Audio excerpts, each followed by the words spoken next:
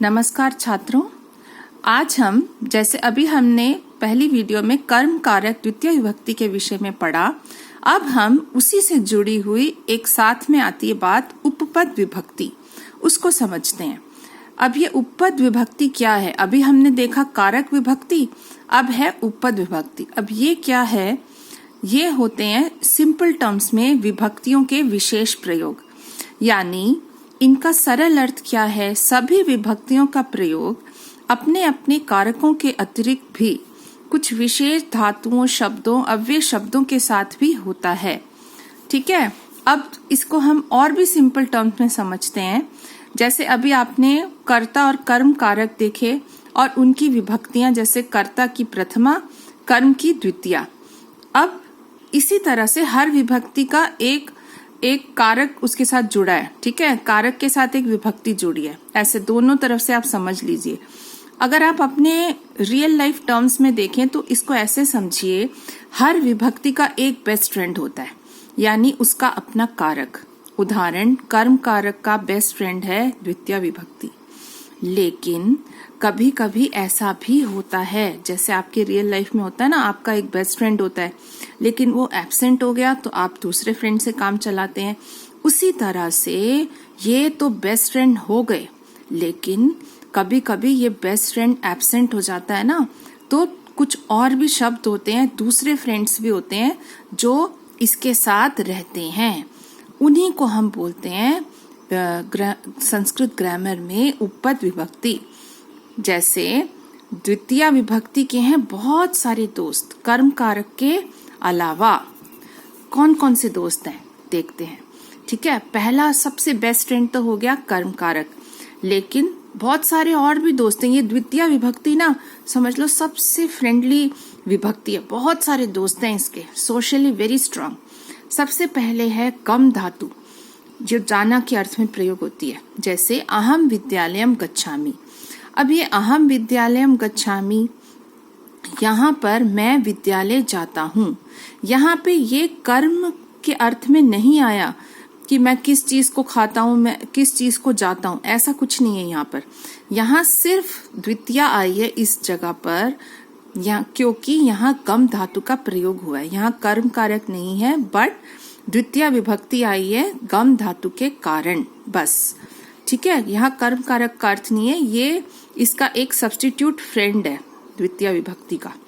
ठीक है, ऐसे ही दूसरी धातु है नम, नमस्कार करना। अहम अध्यापकम नमामि। अब यहाँ मैं अध्यापक को नमस्कार करता हूँ। यहाँ अध्यापक कर्म नहीं है कि मैं नमस्कार कर रहा हूँ और इस पर कोई असर हो रहा है, ऐसा कुछ नहीं है।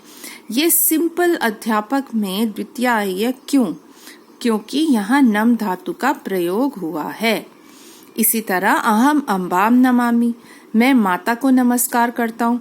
इधर भी कर्म कारक नहीं है, सिर्फ द्वितीय आई है क्योंकि यहाँ नम धातु है। तो ये उसका दूसरा फ्रेंड हो गया द्वितीय विभक्ति का। अब एक बार फिर से समझ लेते हैं। आप सोच रहे होंगे क्या है, समझ में नहीं आ रहा। देखिए मैं बताती हूँ। जैसे ट्रैफिक सिग्नल में लाइट्स होती है ना, ब्लू, ग्रीन, येलो, तो आपको पता है वो किसके लिए यूज होती है। Red says stop, yellow says wait, green says go. ठीक है, ये एसोसिएटेड है ट्रैफिक सिग्नल में उनके साथ, एक एक पर्टिकुलर उस अर्थ में। लेकिन क्या रेड का प्रयोग सिर्फ ट्रैफिक सिग्नल में होता है? नहीं, वो कहीं पर कितनी जगह पे रेड कलर यूज होता है। आपके कपड़े कभी हो सकते हैं, आपका बैग हो सकता है, कोई भी चीज हो सकती है। ऐसे येलो, कोई ऐसे समय वो सीमा तो नहीं है ना कि उसी के साथ ही प्रयोग होगा, कोई लिमिट तो नहीं है ऐसी। उसी तरह से ऐसा कोई जरूरी नहीं है कि द्वितीय विभक्ति सिर्फ कर्म कारक के साथ ही आएगी, नहीं, उसका हम अलग अलग तरीके से दूसरे कुछ स्पेसिफिक शब्दों के साथ भी प्रयोग कर सकते हैं। ऐसा हर विभक्ति के साथ कोई ना कोई दूसरा फ्रेंड जुड़ा हुआ है, आप अगर ऐसे सिंपल टर्म्स में देखें। और एक उदाहरण देके समझाती हूँ। जैसे आप घर में प्लेट, कटोरी, चम्मच, इसको यूज करते हैं खाना खाने के लिए, लेकिन क्या वो प्लेट सिर्फ खाना खाने के लिए यूज होती है? नहीं, उसमें आप फ्रूट्स भी खा सकते हैं। क्या वो चम्मच सिर्फ खाना खाने के लिए यूज होता है? नहीं, उससे आप चीनी, नमक, मिर्ची कुछ भी डाल सकते हैं। कटोरी में आप सब्जी भी खा सकते हैं, दही भी खा सकते हैं, कुछ भी खा सकते हैं। उसी तरह से कोई भी विभक्ति हो, यहाँ स्पेसिफिकली हम द्वितीया की बात कर रहे हैं, ऐसा कोई नहीं है कि इसका सिर्फ इसी से संबंध है कर्म कारक से। भाई उसके और भी बहुत सारे दोस्त हैं। हमने देखे 2 दोस्त, अब हम कुछ और दोस्तों से भी परिचय कर लेते हैं द्वितीय विभक्ति के। अब तीसरा दोस्त है उसका रक्ष धातु। अब जैसे सैनिकाः हिमालयम रक्षन्ति, सिपाही हिमालय की रक्षा करते हैं।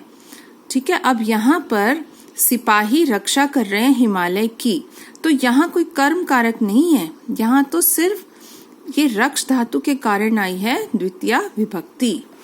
अच्छा, अब एक और दोस्त हो गया विना। ये जो है एक अव्यय शब्द है।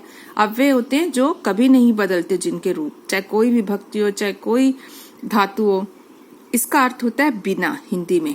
सीता रामम विना न गच्छति, सीता राम के बिना नहीं जाती है।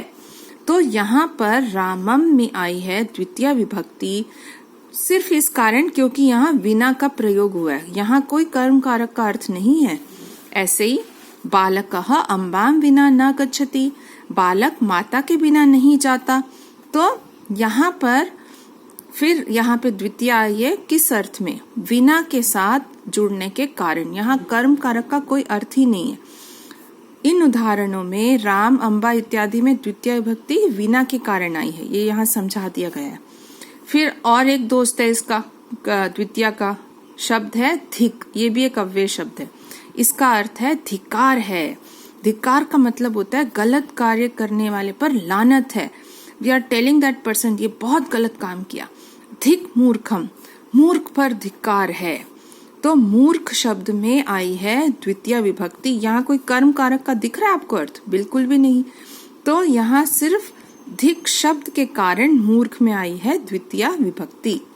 इसी तरह से धिक दुष्टम, दुष्ट पर धिक्कार है, लानत है दुष्ट आदमी पर, मतलब उसको ये काम नहीं करना चाहिए। तो यहाँ पर भी द्वितीय आई है धिक के कारण। ठीक है, फिर कुछ शब्द आते हैं अभितः, परितः, उभयतः, सर्वतः। ये सारे जो शब्द हैं इनका अर्थ होता है आसपास, दोनों ओर, सब ओर, सराउंडिंग्स के लिए आते हैं। जैसे विद्यालयम उभयतः वृक्षाः सन्ति, विद्यालय के दोनों ओर वृक्ष हैं। अब यहाँ इस उभयतः शब्द के कारण यहाँ पर आई है द्वितीय। यहाँ कर्म कारक का कोई अर्थ नहीं है। नदीम परितः ग्रामम अस्ति, नदी के चारों ओर गांव है। यहाँ भी परितः के कारण नदी में आई है द्वितीय।